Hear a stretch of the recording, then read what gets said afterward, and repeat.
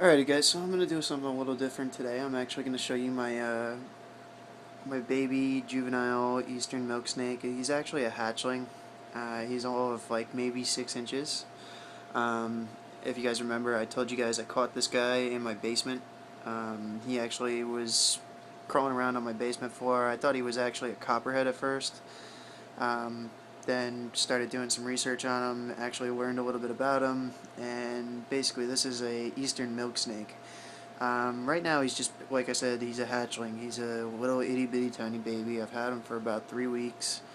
Um, I've done a little bit of research on them and found out that the adult form of them is going to look nothing like this. Basically they have, you could kind of sort of see it. It's a little hard with the camera that I have on the front of the iPhone, which is what I'm using currently. But he's got like, on his head he's got like red coloration all the way throughout his body, and what'll happen is as he gets bigger and he gets into more of like an adult stage, he'll actually get more of a light brown coloration where his white is, and a darker brown coloration where the red is. Alright, I'm going to back it up just a little bit just so you can see him a little bit better.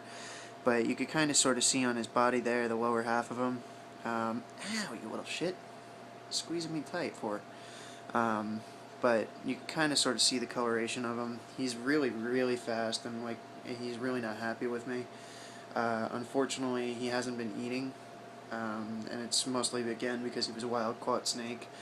But he wasn't eating, so I did have to force feed him yesterday, which again he wasn't very happy about. And as you can see, he's still a little finicky with me.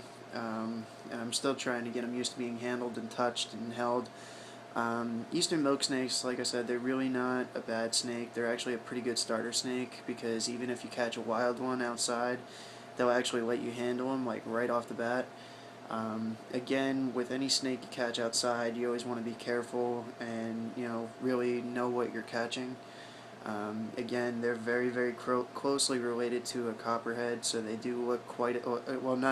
They're not related at all, but they do look a lot like a copperhead, and you can kind of see it as he's moving here.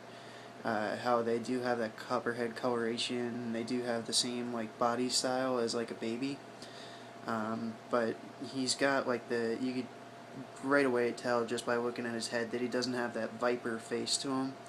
And I'll get him a little bit closer to the camera so you can actually see that, but you can see right away that he doesn't have that viper head to him. He's got more of a round, elongated corn snake kind of head. So when I first caught him, I actually thought he was an animalistic corn snake.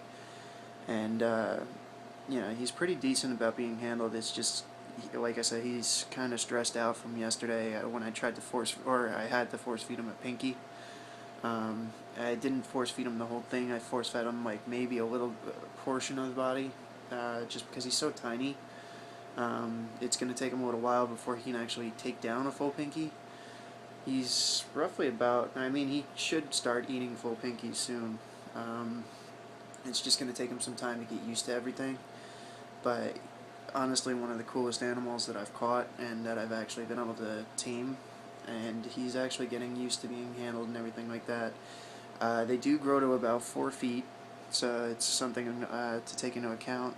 They will need a bigger tank than what I have for him. Right now I only have a 10-gallon tank, and I'm looking to get the Exoterra 18 by 18 by 18 tank, which should be plenty for him when he's a full-size snake. Roughly you want to get him about a 30-gallon tank, but you can get away with an 18 by 18 terrarium kind of setup.